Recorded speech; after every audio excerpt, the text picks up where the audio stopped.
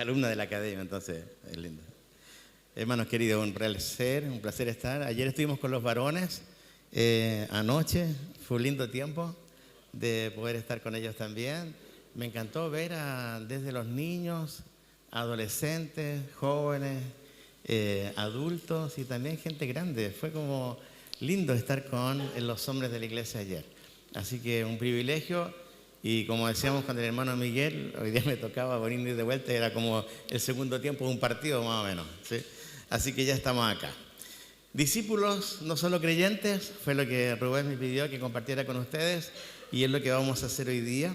Así que yo quiero que me acompañes un poquito a la carta de Pablo, la segunda carta de Timoteo. Vamos a estar ahí un ratito, vamos a ver algunas cosas solamente porque no podemos ver todo obviamente en tan poco tiempo, pero solamente para hablar de que no puede haber un buen discípulo si no tenemos buenos discipuladores. ¿Me explico? O sea, no puede haber buenos cocineros si no tenemos un ejemplo en el caso de acá se habla mucho de la abuela, ¿cierto? La receta de la abuela, entonces esa receta se pasó a la hija, después la hija a la de la hija y así, es como una receta antigua, pero alguien comenzó con eso y fue como un legado también, fue una herencia que se tuvo y por lo tanto, si hay alguien que hoy día hace unas buenas pastas caseras, es debido probablemente a la abuela, a la tatarabuela, que allá dejó la receta y alguien observó cómo se hacía y todo lo demás.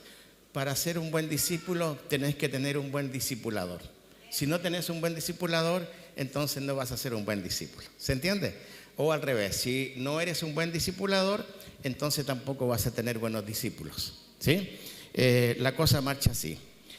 Pablo escribe esta carta más o menos cuando él tiene 60 años de edad y Pablo ya había estado sirviendo al Señor un par de décadas. Pablo no duró mucho en vida, hablemos así, no llegó a los 70 años, llegó a los 60 y algo. Pero lo que él vivió fue tremendo, o sea, lo que él sirvió fue tremendo. Todo lo que ustedes ven de las cartas misioneras y todo lo que se aprende, especialmente en las conferencias misioneras de Pablo, fue lo que él hizo en un tiempo corto de su vida. Solamente que él lo hizo, pero con todo su corazón y con toda su pasión, y por eso también muchos siguieron sus pasos. Fue su última carta, esta es la segunda carta a Timoteo. Él predice ahí su muerte, él también anima a un discípulo suyo, a Timoteo, a que no tenga miedo.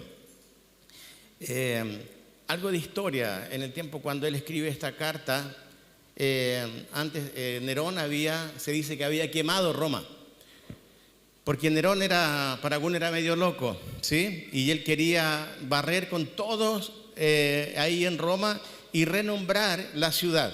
Y él quería poner Neronópolis, ¿sí? O sea, con el nombre de él, eso era su deseo. Entonces, para hacerla más rápido la cosa, se le ocurre incendiar Roma.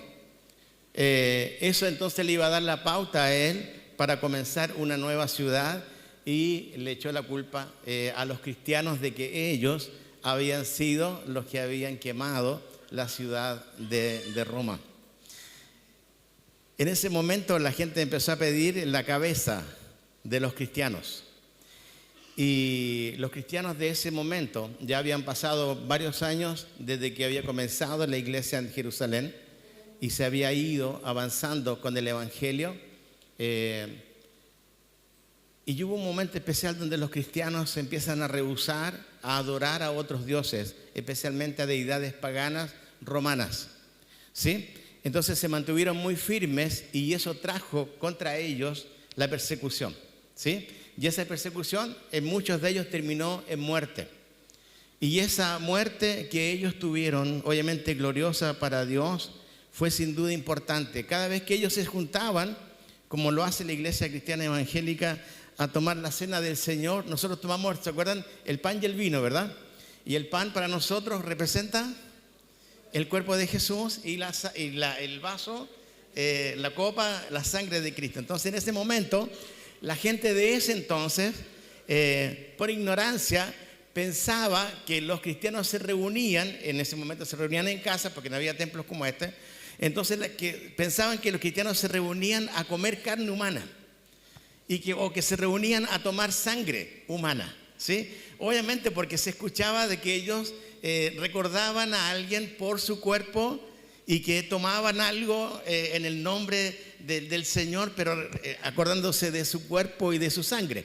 Entonces por eso la gente pensaba eso. Cuando Nerón echa la culpa a los cristianos de este incendio, muchos quisieron colocar a los cristianos bajo la horca, pero lo hicieron más cruelmente.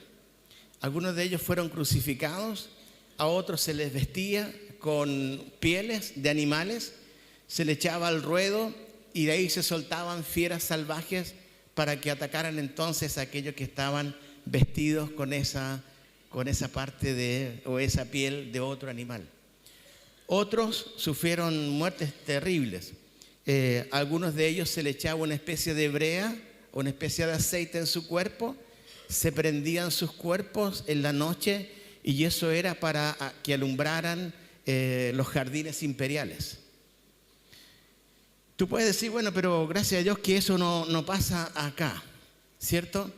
Sí, es verdad que no pasa acá. Nerón se suicida más o menos en el año 68, fue cuando Pablo más o menos también muere. Pablo muere, es sacado de su celda y es decapitado.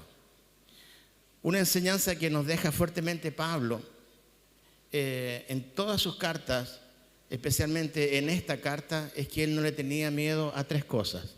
No le tenía miedo a la muerte, no le tenía miedo al sufrimiento y no le tenía miedo a la soledad.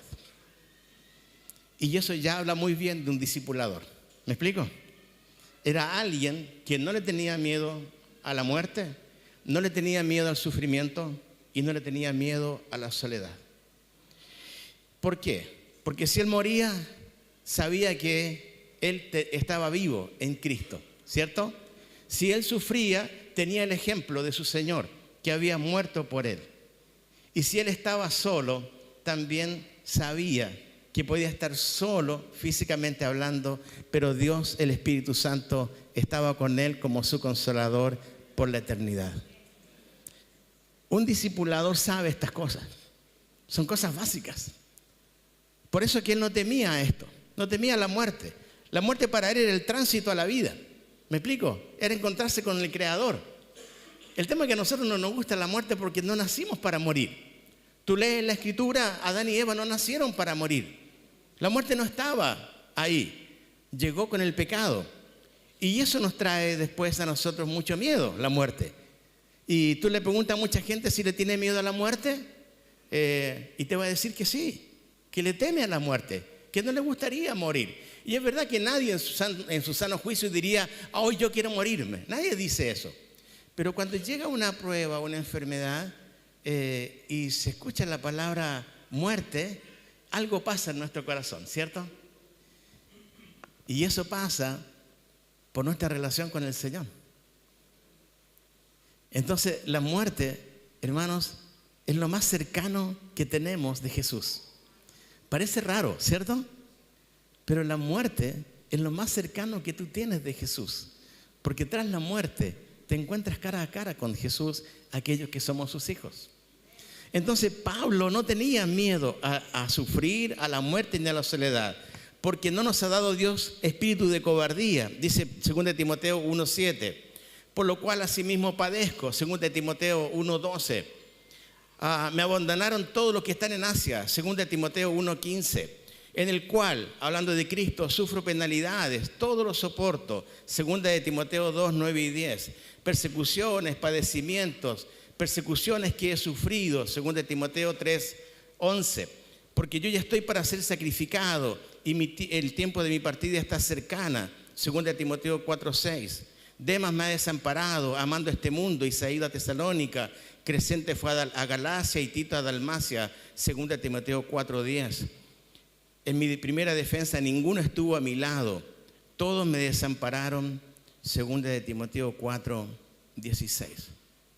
Todo el libro, toda la carta, la segunda carta, Pablo le está escribiendo a Timoteo. Con todo eso en su mente, él está escribiéndole a alguien que él amaba, a un amigo, a un discípulo, a un consiervo, a un seguidor de Cristo, pero no con el fin de decirle, mira que cuánto he sufrido, Timoteo. ¿Entienden?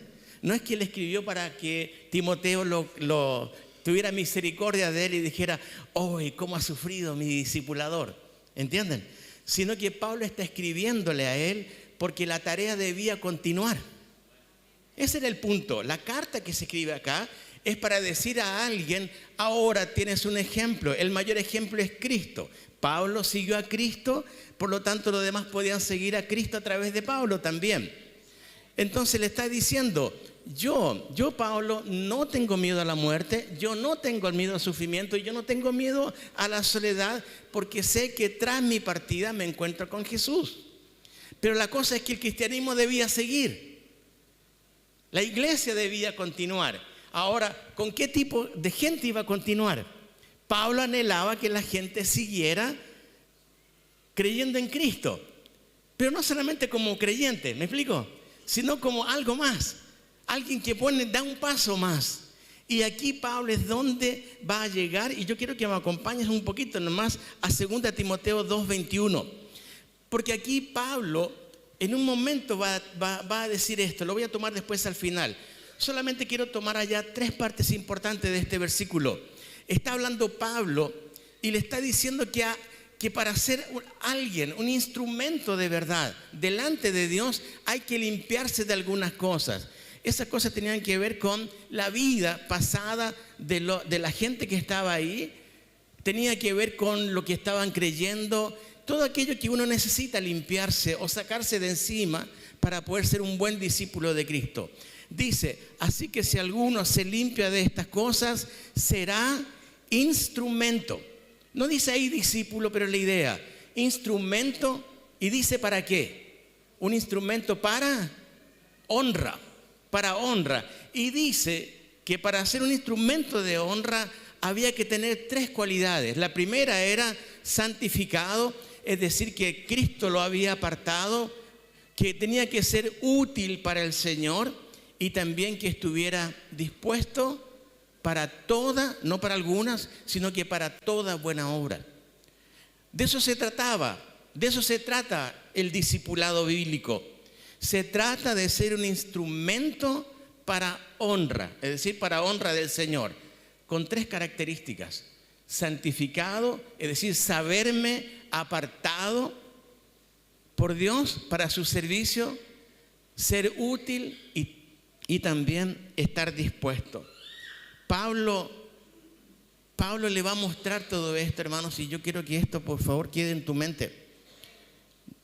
Que la palabra de Dios quede en tu mente. No tanto lo que yo voy a decir, sino que la palabra de Dios quede en tu mente. Porque hoy día se habla mucho de discipulado. Y el discipulado que muchas veces tenemos es un discipulado que no se condice con la realidad. Porque hoy día no tenemos a veces discipuladores que están dispuestos a pagar el precio.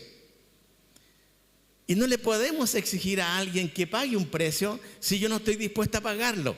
¿Me explico? Si yo no estoy dispuesto a sufrir, entonces no puedo pedirle a alguien, a un discípulo que sufra por Cristo. Si yo no estoy dispuesto a ser útil, entonces no puedo pedirle a la otra persona que sea útil y pedirle que esté dispuesta a ser útil. Aquí hay una coherencia bíblica y espiritual. Entonces, ¿qué es lo que pasa? Quiero mostrarles primero el corazón de Pablo como un discipulador. Capítulo número 2 estamos, o 1, versículo 1. Pablo, apóstol de Jesucristo por la voluntad de Dios, según la promesa de la vida que es en Cristo Jesús. Él dice que era apóstol de Jesucristo y dice por voluntad de quién, no por voluntad del hombre, no por voluntad de una iglesia, no por voluntad propia, sino que por voluntad de Dios, según la promesa de vida que es en Cristo Jesús. Y esta carta se dice allá, verso 2, a Timoteo, y añade algo. Y dice allá, amado hijo. Así lo veía Pablo a Timoteo. Amado hijo. Pero no esa cosa de, hermano, yo te amo. ¿Viste cuando la gente se para delante y dice, hermano, yo lo amo a todos ustedes? Es mentira, hermano. No nos amamos todos. No es así. Perdón, Diego, perdón que lo diga así. Sí, quizás me caes bien, pero ya amarte es otra cosa, pues, hermano. Debemos amarnos, sin duda, debemos amarnos, ¿cierto? Pero tú sabes que de repente en el pueblo evangélico hay cosas, ¿o no? Ok. Amado hijo. Hermano, por eso el discipulado nunca fue multitudinario. Por eso que el discipulado bíblico fue 1 a 1. ¿Se entiende? ¿Viste Jesús que en el sermón del monte se paró y dijo, yo los amo a todos ustedes? Él podía decirlo, porque es Dios, ¿cierto? Ahora, fíjate, Pablo empieza a abrir su corazón y dice en el versículo 2, amado hijo, gracia, misericordia y paz de Dios Padre y de Jesucristo nuestro Señor. Él le dice 3 palabras. Era el saludo de ese entonces entre los cristianos. Lo primero era gracia. Y tiene que ver con la gracia que se recibió a través de Cristo Jesús cuando Él muere en la cruz. Y la primera parte de este saludo tenía que ver con Cristo. Amado hijo, yo te saludo con la gracia. La segunda palabra que Él usa es misericordia. La gracia era lo que uno recibe, ¿cierto? Es sin merecer nada. Y la misericordia es cuando deberíamos recibir algo en contra, pero Dios es rico en misericordia, es decir, no nos devuelve mal por mal. Y la tercera palabra que Él usa es la palabra paz. Porque aquel que está en Cristo, entonces está en paz para con Dios. Ya no hay condenación para aquellos que están en paz para con Dios, porque Cristo hizo las paces entre Dios Padre y nosotros. Así lo saluda. Ese es el saludo que tú ves en cada carta. Hermano, no es el típico hola nuestro, ¿se entiende? Ese hola, ¿cómo estamos? Y cuando alguien te dice estoy mal, uno dice, ¿para qué pregunté? Porque te tienes que dar el tiempo de preguntarle a tu hermano por qué está mal, ¿cierto? No era un saludo por saludar, era un saludo profundo que tenía que ver con Dios, con su gracia, con su misericordia y con la paz que había recibido. Este discipulador conocía quién era Cristo. Ahora él empieza a mostrar su corazón. Pablo a Timoteo, versículo 3, vamos a sacar 4 cosas de ese versículo, 5 cosas de ese versículo. Primero, doy gracias a Dios, al cual sirvo desde mis mayores, con limpia conciencia de que sin cesar me acuerdo de ti en mis oraciones noche y día. 5 cosas le dice Pablo en un solo versículo. Lo primero es, Timoteo, yo soy un agradecido de Dios. Doy gracias a Dios. Este era el corazón de este discipulador, un hombre agradecido. Pablo, un hombre agradecido con todo lo que había recibido de parte de Dios, lo bueno y lo malo. Segunda cosa que le dice es, yo estoy y he estado sirviendo a Dios. Doy gracias a Dios, al cual sirvo desde mis mayores. Tercera cosa que le dice en ese versículo es que él ha vivido una vida lo más íntegra posible que ha podido. ¿Por qué? Porque él usa la palabra o la expresión con limpia conciencia. La cuarta cosa que él le dice es, le muestra el amor que él tenía. Que este amado hijo no era una palabra, 2 palabras, sino que era una verdad. Versículo 3 dice de que sin cesar me acuerdo de ti. Y la quinta cosa que dice en ese versículo al final es un hombre que oraba constantemente por su discípulo, por su amado hijo. No era hijo de él carnal, era un hijo espiritual, por así decirlo. Y él dice al final, en mis oraciones noche y día. Hermanos, en un solo versículo, el apóstol Pablo muestra 5 cosas de su propio corazón. un agradecido de Dios, un hombre que servía al Señor, un hombre con una vida íntegra, un hombre que amaba a su discípulo, un hombre que oraba por su discípulo. Sigue hablando versículo 4. Pablo tenía un deseo sincero y era tener comunión con este discípulo. Versículo 4, deseando verte al acordarme de tus lágrimas para llenarme de gozo. Deseando verte, queriendo verte, hijo.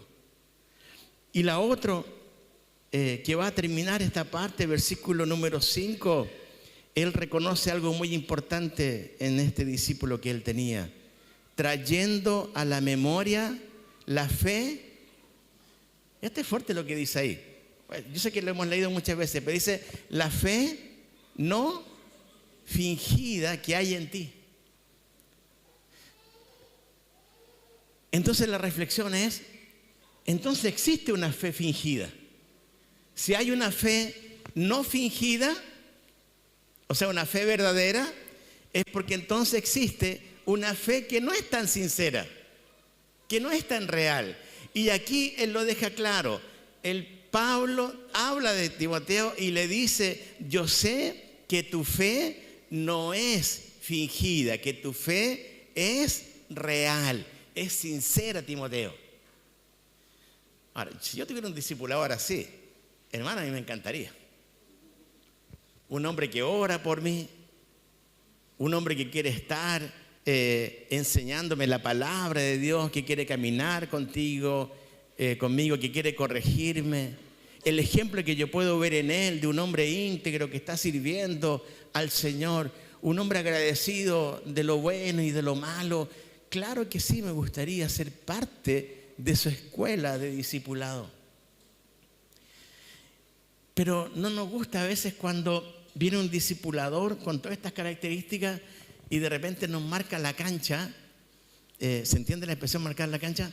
Bien, ¿por qué? Porque no nos gusta que nos marquen la cancha. Y ahí está la cosa del discípulo. ¿Cómo yo sé o cómo tú sabes si tienes corazón de discípulo? Es cuando eres capaz de que este discipulador que te dice algo, tú dices amén. Pero las cosas que son bíblicas, ¿entienden? No como Diego, el otro día escuchaba algo así, que en una iglesia, no sé a dónde, un hombre le dijo, no, en el nombre del Señor tienes que entregarme tu casa, firma aquí la escritura, porque Dios me mostró que tienes que darme tu casa. Este tipo se va a quemar en el infierno. Ahora Pablo va a hablar con Timoteo y le va a decir algunas cosas que espero que a ti te ayude y a mí también. Primera cosa, versículo 6. Por lo cual te aconsejo. ¿Ven cómo parte? Lo que va a decir Pablo ahora no es, tengo la autoridad apostólica, Timoteo, para decirte lo que te voy a decir. Tengo la autoridad pastoral, Timoteo, para decirte lo que te voy a decir. Tengo la autoridad y autoridad y autoridad. No es así, sino que él dice acá, por lo cual te aconsejo. O sea, yo te voy a decir algunas cosas, discípulo, pero ahora la pelota está en tu cancha, en tu lado, no está en mí. Eso hace un discipulador. Un discipulador no es el que manipula, no es el que gobierna, ¿se entiende? No es el que usa o mal usa la autoridad que tiene, porque nadie tiene autoridad excepto Dios, y esa autoridad Él la delega a la iglesia. Ahora, lo primero que Él le dice es, yo te aconsejo que avives el fuego del don de Dios que está en ti por la imposición de mis manos. Entonces el primer consejo es, ¿cuál es el primer consejo? Avívate. Ahora, en el buen concepto de ser vivo, ¿cierto? Porque ustedes saben que hay mucha gente viva, pero no es el concepto que está acá. Aviva, dice acá, el fuego del don de Dios. Es decir, Dios te dio algo, Timoteo, por lo tanto, tienes que ahora usarlo eso. Usa lo que Dios te dio. Usa lo que Dios te dio. Segundo consejo, verso 7. Porque no nos ha dado Dios espíritu de cobardía, sino de poder, de amor y de dominio propio. Segundo consejo es, no des lugar a ¿qué cosa? A la cobardía. No seas cobarde. Ahora, ¿por qué Pablo puede dar este consejo? ¿Por qué Pablo podía decir no seas cobarde? Porque él no era un cobarde. Porque él estuvo dispuesto a morir, a sufrir y a estar solo. Y es capaz de decirle, entonces, no seas cobarde. No te acobardes. Aviva lo que Dios te dio. Aviva lo que Dios te dio. No seas cobarde. Tercer consejo, verso 8. Por tanto, no te avergüences de dar testimonio de nuestro Señor, ni de mí, preso suyo, sino participa de las aflicciones por el Evangelio según el poder de Dios. Tercer consejo que él le da es, no te avergüences. No te avergüences de Cristo, no te avergüences de mí. Y hermano, qué importante es esto. Qué importante entender que ser un discípulo es una persona que no se avergüenza de Cristo. Porque si me avergüenzo de Cristo, entonces, ¿de quién soy discípulo? No tiene sentido. Peor, tampoco soy un creyente si me avergüenzo de Cristo.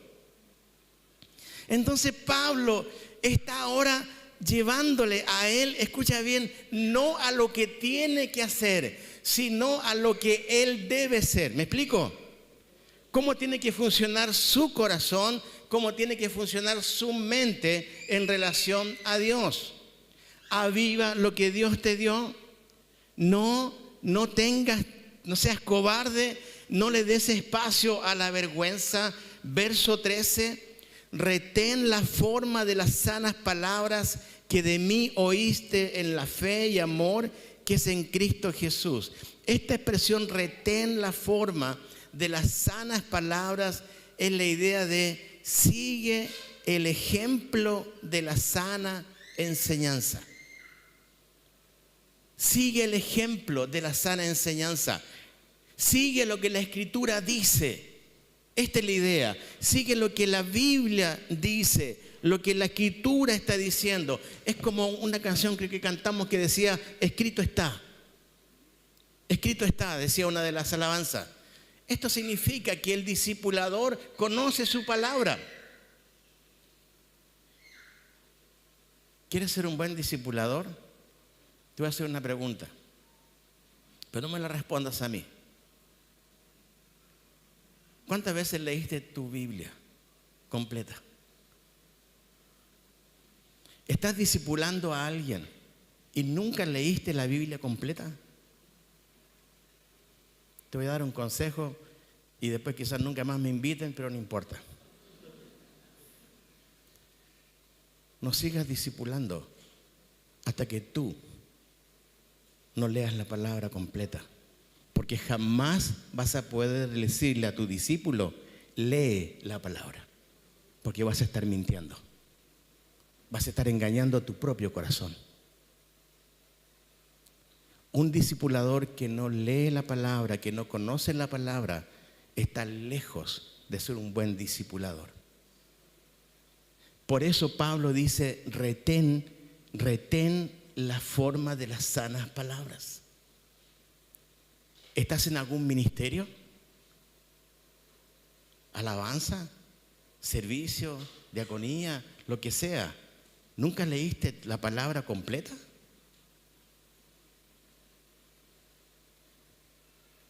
Entonces, hermanos, que hoy día, hasta las 12 de la noche, tus ojos no se despeguen de leer la Biblia completa. Y date un tiempo. Dile a tu Señor, Señor, de aquí a fin de año, por primera vez voy a leer tu palabra completa. Ese va a ser mi compromiso. Si no tienes palabra en tu vida, no tienes nada que entregar. La gente se engaña diciendo, no, pero tú tienes que entregar a Cristo. Está bien, entrega a Cristo. ¿Y cómo va a caminar esa persona si no tiene palabra? Retén la palabra. Sexto consejo, versículo 15. Ya sabes esto. Verso 14, perdón. Quinta cosa. Guarda el buen depósito por el Espíritu Santo que mora en nosotros. La interpretación de este texto es así: con la ayuda del Espíritu Santo que vive en nosotros, cuida de la buena doctrina que se te ha encomendado. Cuida la buena doctrina. Y estos dos consejos apuntan a la palabra de Dios. Estos dos consejos últimos, Pablo está apuntando a Timoteo a que vaya a la palabra de Dios. En ese momento todavía no estaba el Nuevo Testamento terminado. Se estaba escribiendo el Nuevo Testamento. Todavía no estaba la segunda parte. Nuestro Nuevo Testamento recién fue terminado, canonizado, validado, confirmado, como quieran llamarle, en el año 395 después de Cristo. Hasta ese momento era todo el Antiguo Testamento, más las cartas que se estaban dando en ese momento de a poco. La revelación todavía se estaba dando hasta cuando llegó el Nuevo Testamento y allí no hubo más revelación. Sexta cosa, verso 15. Aprende a experimentar el abandono de los tuyos. Aprende a experimentar el abandono de los tuyos. Yo no puedo decir, hermano, pero es que este es muy fuerte. Bueno, leamos, mira lo que dice el versículo 15. Ya sabes esto, que me abandonaron todos los que están en Asia, de los cuales son Fígelo y Hermógenes. ¿Sí? ¿Por qué lo abandonaron? Entonces, ¿es posible que un creyente sea abandonado, sea dejado solo? ¿Es posible o no? ¿Saben cuántas familias misioneras han quedado solas porque ahora que tienen conferencia misionera, porque sus iglesias las dejaron solas? Hay más de un testimonio. Iglesias que prefirieron arreglar un baño o comprar sillas nuevas y dejaron sin sostenimiento a una familia misionera en el campo. Los abandonaron. Y no solamente eso, no hablo solamente de plata. Hablo de gente que hoy día está fuera de una congregación porque por alguna falta o algo ya nadie más los mira y están afuera. Porque los buenitos estamos aquí, ¿o no? ¿No somos los mejores los que estamos acá hoy día en la mañana que los que están afuera? Y claro que no. Pablo dice, aprende. Y por eso que él se pone como ejemplo, porque él sabía que era posible esto. Y capítulo 2, versículo 1, él cierra el consejo diciéndole, esfuérzate, no en tus fuerzas, sino en la gracia de Dios. 2:1, tú pues, hijo mío, esfuérzate en la gracia de Dios. Ahí estaba el esfuerzo, no en tu fuerza, porque si yo me esfuerzo en mis fuerzas, entonces ¿qué trae eso a mi corazón? O a tu corazón. Orgullo, ¿o no? No, yo llegué hasta acá porque yo diría a mi hermano ahí del teclado, acá la cosa sale bien porque yo vengo aquí todos los días temprano a tocar. Y tiene razón. Pero si no tuviera a Dios como respaldo, entonces sería, sí, su esfuerzo, pero Dios dice, no, te tenés que esforzar en mí. Y un discipulador tiene que esforzarse en Cristo y en la gracia de Dios para discipular a otro. Entonces le dio consejos, estos primeros consejos que él da son medio fuertes y acá es donde uno dice, ¿aguantará o no aguantará? ¿Vieron eso? Aviva el don que Dios te dio, no des lugar a la cobardía, no te des espacio a la vergüenza, retén la palabra, sigue el modelo, el ejemplo, cuida la buena doctrina, aprende a experimentar el abandono, esfuérzate, no en tu fuerza, sino en la gracia de Dios. Y acá es donde Pablo le va a hacer entender que no es algo que a él se le ocurrió esto del discipulado. Pablo lo había aprendido de los propios discípulos de Cristo, Mateo 28. Solamente aquí está de otra manera explicado. Dice acá el texto: lo que has oído de mí ante muchos testigos, esto encarga a hombres fieles que sean idóneos para enseñar también a otros. Y acá es el mismo mandato de Jesús: vayan y hagan discípulos a las naciones. Dicho de otra manera, aquí Pablo está diciendo: lo que has oído de mí ante muchos testigos, esto encarga. Y dice a quién tiene que encargar esto. Y es interesante que lo primero que pone antes de ser idóneo es fiel. Busca hombres fieles. Luego que sean idóneos, o sea, que sepan hacer la cosa. Y la tercera es que enseñen. Porque de eso se trataba el Evangelio.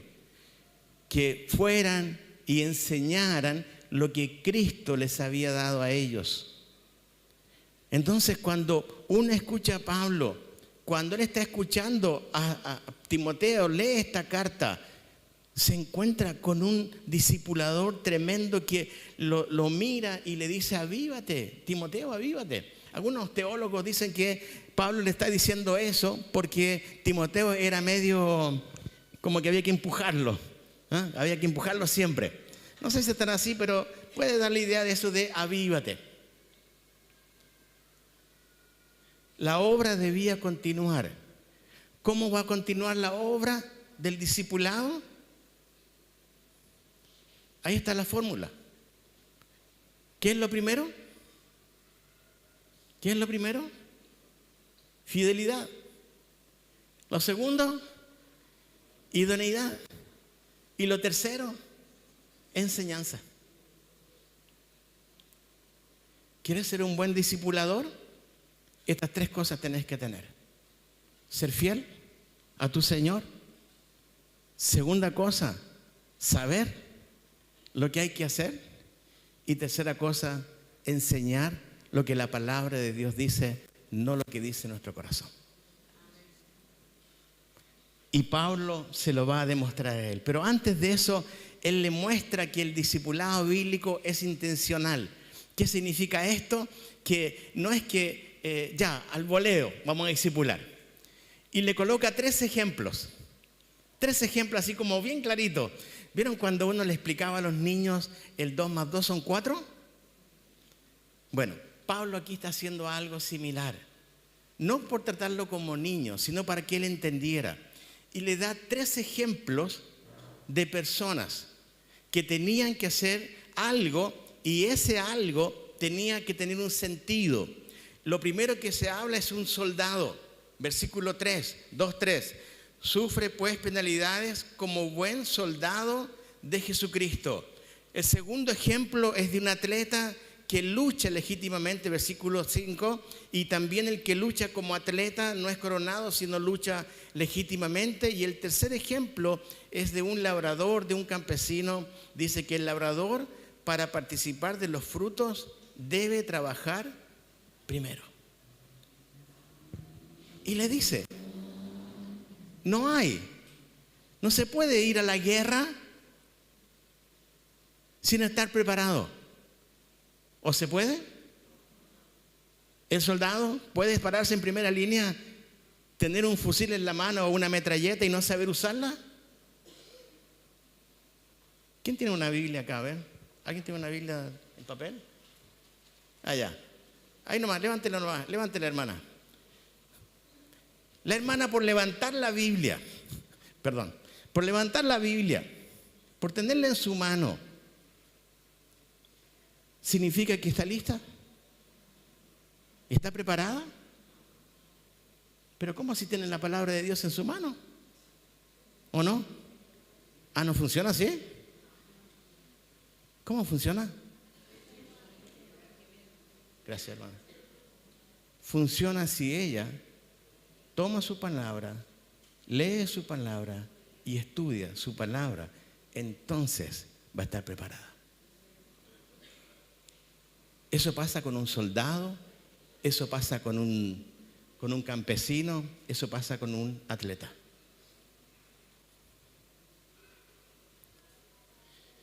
Es como mi hermano me dijera, oye, qué bueno que vino ayer, estuvimos juntos. O sea que yo toco la guitarra. ¿Es guitarra o qué tocas? ¿Bajo? ¿Qué tocas?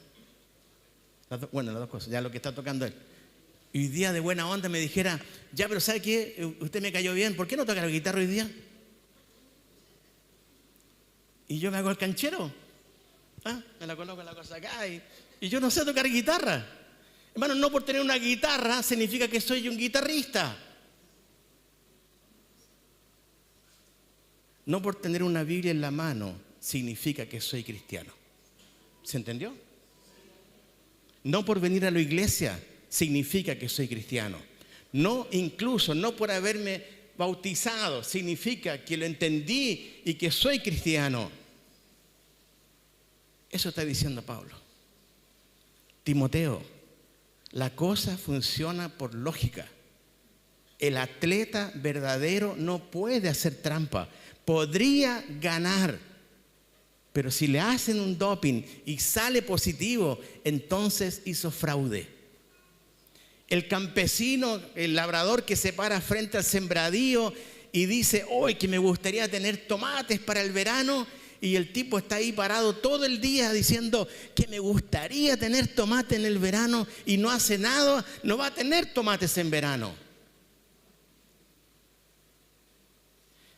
¿Cuántas veces te propusiste leer la Biblia? ¿Alguien se propuso alguna vez leer la Biblia y quedaste en el camino? Porque te ganó Netflix. O porque te ganó alguna aplicación. John Piper dijo lo siguiente: en el cielo se va a atestiguar de que el cristiano sí tuvo tiempo para Dios, pero no lo quiso tener hablando de las redes sociales. Jamás va a poder un cristiano llegar al cielo y decirle a Dios, Dios, no tuve tiempo. Porque tus redes sociales van a decir totalmente lo contrario. El tiempo que tú y yo pasamos frente a un celular. Queremos buenos discípulos. Necesitamos buenos discipuladores. Pablo lo quiere dejar claro. Mira versículo 7. Él aconseja como buen discipulador. Pero en este consejo, por atrás, él quiere que su discípulo entienda. Mira cómo arranca capítulo 2, versículo 7. Considera lo que digo. ¿Se entiende esa expresión? Considera lo que digo. Significa, toma en serio, Timoteo, lo que te estoy diciendo. Eso estoy diciendo, ¿sí? Considera lo que digo, es lo mismo que decir, toma en serio lo que estoy diciendo, Timoteo. Toma en serio lo que estoy diciendo y el Señor te dé entendimiento en todo. Y ahora Pablo va a mostrar algo que me encanta y es su humildad. Un buen discipulador, hombre o mujer, tiene que ser humilde. Si no hay humildad, entonces vas a tener un discípulo que va a ser como tú o como yo, orgulloso y vano. Mira, versículo número 8. Acuérdate de Jesucristo del linaje de David, resucitado de los muertos, conforme a mi evangelio. Pablo no le dice a Timoteo, Timoteo, acuérdate de mí. ¿Qué es lo que le dice? Acuérdate de ¿quién? Acuérdate de Jesucristo. Y levanta los ojos de su discípulo y le dice, hay alguien mayor que yo, Timoteo. Yo te amo, oro por ti, quisiera estar contigo, te doy consejo, aviva el don y todo lo que ya hemos visto. Pero en un momento determinado él para y dice, no te acuerdes de mí, acuérdate de alguien mayor que mí. Este alguien mayor se llama Jesucristo. Porque Él fue el que murió por ti, porque Él fue el que resucitó por ti y porque Dios, el Espíritu Santo, fue el que te ha dado los dones. Pablo no ha hecho nada más que decirte lo que escrito está. Y aquí está el punto focal. Debemos cuidar nuestro corazón, no robar a Cristo su gloria. Siempre hay que llevar al discípulo a Cristo, nunca a nosotros. Nunca al discipulador. ¿Por qué? Alguien escribió esto. Porque somos hijos de Adán, es decir, pecadores. Y porque queremos engrandecernos. Cristo nos muestra el camino. Él se hizo pequeño. Porque no queremos doblegarnos. Él se humilló a sí mismo. Porque nosotros queremos gobernar, queremos señorear. Él vino a servir. Acuérdate de Jesucristo.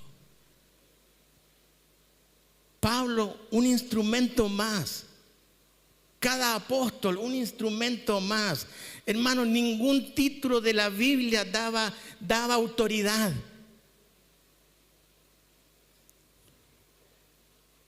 Para algunos, el apóstol en ese momento quizás podría haber sido el number one.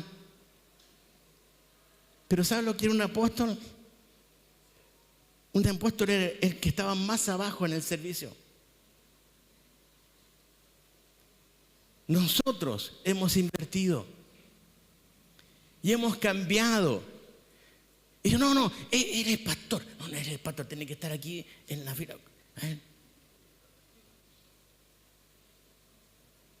Un hombre de carne y hueso. Quizás tan pecador o más pecador que ustedes. ¿Se entiende? ¿O tú crees que la gente que cantó hoy día no es pecadora?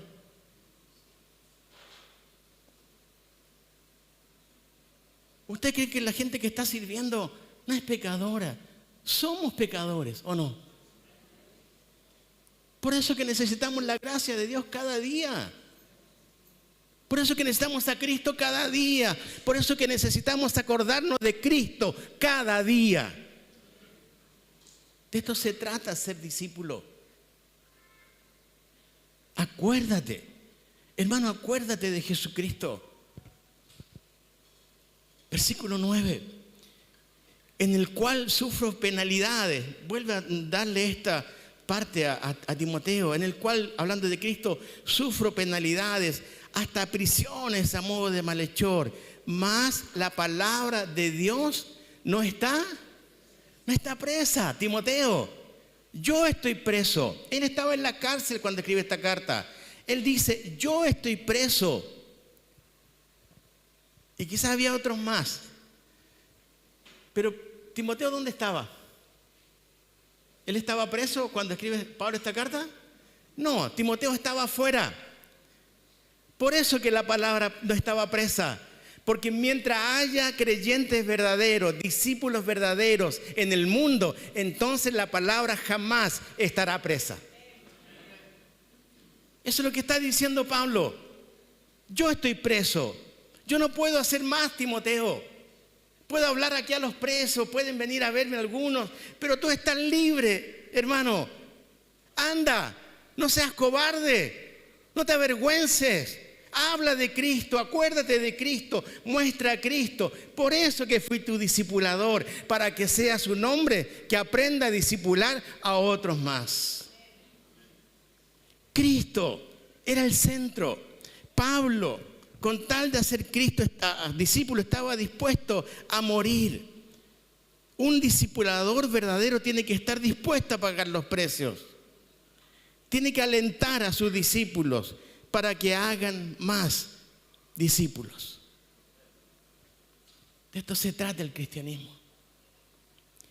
Pecadores ayudando a pecadores. No hay nadie mejor que el otro.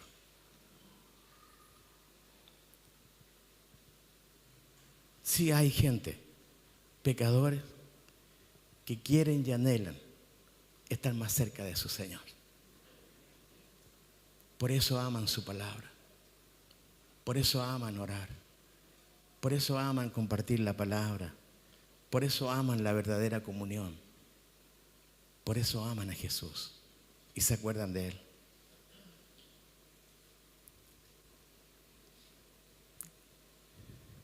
¿Quieres que probemos nuestro corazón?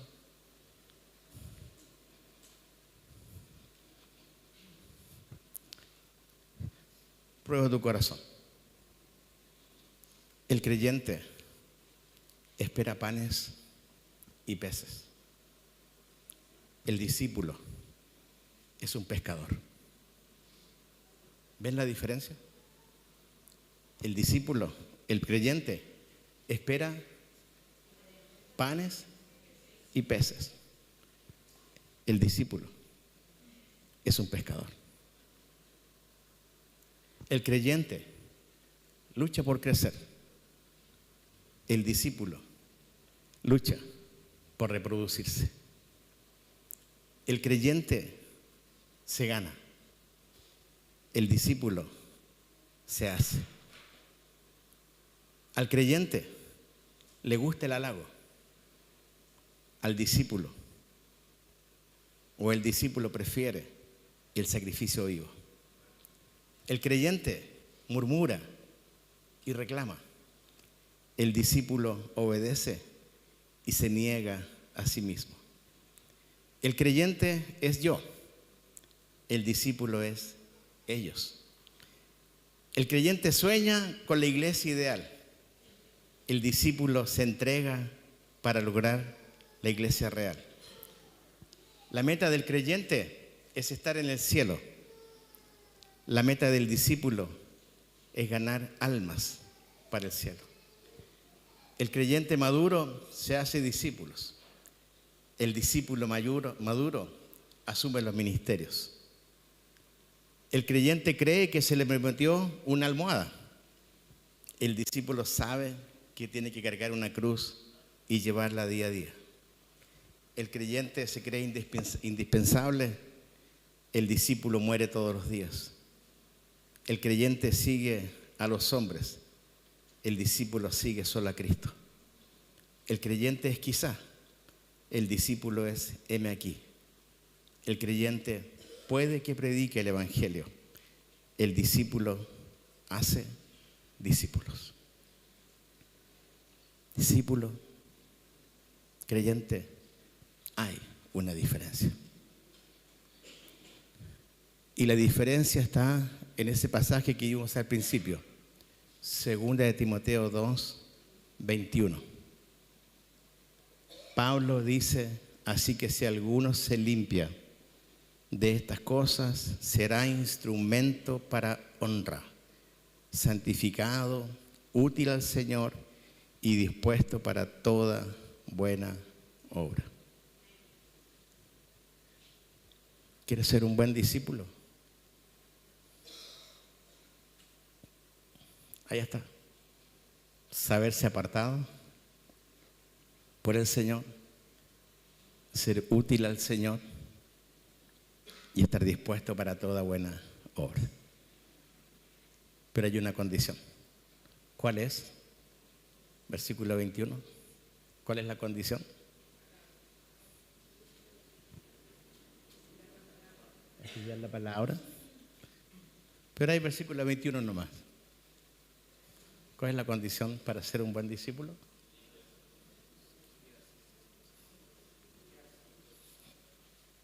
La condición es el que se limpia de todo lo que le impide ser un verdadero discípulo. Y no te puedes autolimpiar. Tiene que ser alguien mayor a ti que te limpie. Si el instrumento está sucio, ¿qué se hace? Hay que limpiarlo. Si la olla está sucia, ¿qué hay que hacer? Hay que limpiarla para que usarla de vuelta.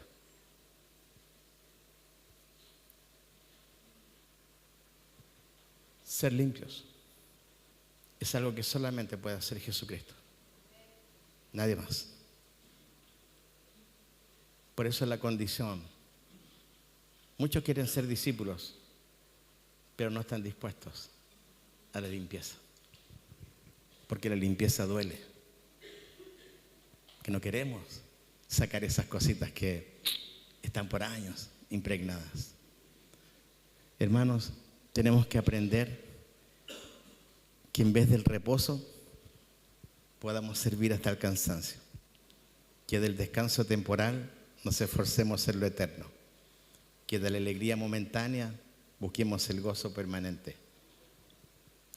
Y en vez de impedir de que otros crezcan, que nos gocemos en que otro pueda crecer mucho más que nosotros. Mucho más que nosotros. Si tú eres santo, que haya otros que puedan ser más santos que tú. Si tú sirves, ojalá que otros sirvan más que tú todavía. Y tú te puedas gozar en eso.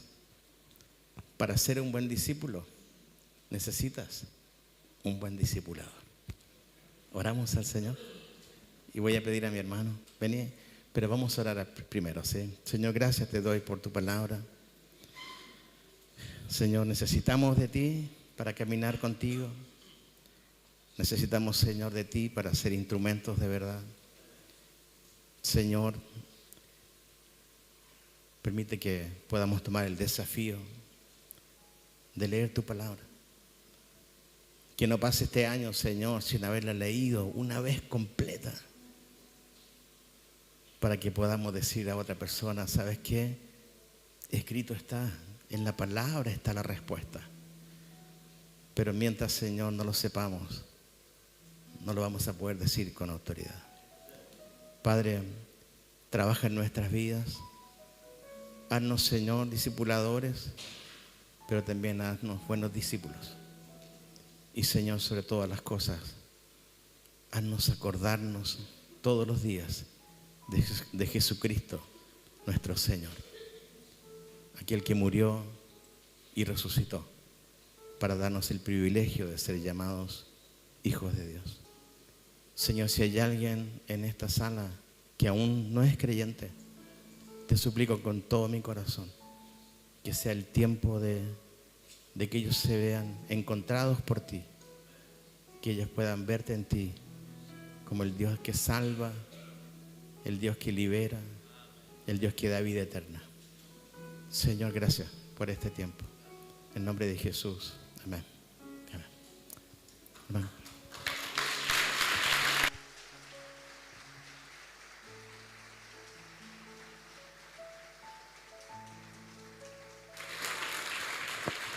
Amén a la palabra. ¿Qué le parece, iglesia, si se pone de pie? Nos marcó la cancha el pastor Juan Leito. Gracias. Los